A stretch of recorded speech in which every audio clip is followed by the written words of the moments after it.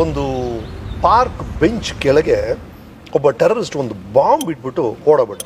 ಇದನ್ನು ಒಬ್ಬ ನೋಡ್ಬಿಟ್ಟ, ಅಯ್ಯೋ ಯಾರಿಗಾರು ಜೀವಕ್ಕೆ ಹಾನಿ ಆಗ್ಬಿಟ್ರೆ ಅಂದ್ಬಿಟ್ಟು ಈ ಪುಣ್ಯಾತ್ಮ ಆ ಬಾಂಬನ್ನು ತೊಗೊಂಡು ಪೊಲೀಸ್ ಸ್ಟೇಷನ್ಗೆ ಕೊಟ್ಬಿಡೋಣ ಅಂತ ಓಡೋಗ್ತಿದ್ದ. ಮತ್ತೆ ಅಲ್ಲಿ ಬಸ್ ನೋಡಿದ್ರೆ ಬೇಗ ಹೋಗ್ಬೋದು ಅಂತ ಬಸ್ ಬೇರೆ ಹತ್ಬಿಟ್ಟ. ಬಸ್ಸು ಲಾಸ್ಟ್ ರೋ ಸೀಟಲ್ಲಿ ಇವನು ಕೂತಿದ್ದಾನೆ, ಇವನ್ ತೊಡೆ ಮೇಲೆ ಬಾಂಬು. ಕಂಡಕ್ಟರ್ ಬಂದ, ಏನ್ರಿ ಅದು ಅಂದ. ಬಾಂಬ್ ಸಾರ್ ಅಂದ. ಟಿಕ್ ಟಿಕ್ ಟಿಕ್ ಟಿಕ್ ಅಂತ ಇದೆಯಲ್ರಿ? ಹೌದು ಸರ್, ಲೈವ್ ಬಾಂಬ್ ಅಂದ. ರೈ ತಲೆ ಇದೆಯನ್ರಿ, ಲೈವ್ ಬಾಂಬ್ನ ಯಾರು ತೊಡೆ ಮೇಲೆ ಇಟ್ಕೊಳ್ತಾರೇನ್ರಿ, ಸೀಟ್ ಕೆಳಗಿಡ್ರಿ ಅಂದಂತೆ. ಈ ಲೈವ್ ಬಾಂಬ್ನ ತೊಡೆ ಮೇಲೆ ಇಟ್ಕೊಂಡ್ರೇನೋ, ಸೀಟ್ ಕೆಳಗೆ ಇಟ್ಕೊಂಡ್ರೇನೋ 5 ನಿಮಿಷದಲ್ಲಿ ಬಸ್ಸೇ ಬ್ಲಾಸ್ಟ್ ಆಗುತ್ತಲ್ವಾ.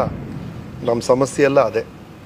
ಯಾವುದೋ ಒಂದು ಸಮಸ್ಯೆಗೆ ತಾತ್ಕಾಲಿಕವಾಗಿ ಒಂದು ಪರಿಹಾರ ಹುಡುಕ್ಬಿಡ್ತೀವಿ, ಅದು ಮತ್ತೆ ಬಂದು ನಮ್ಮನ್ನು ಕಾಡುತ್ತೆ.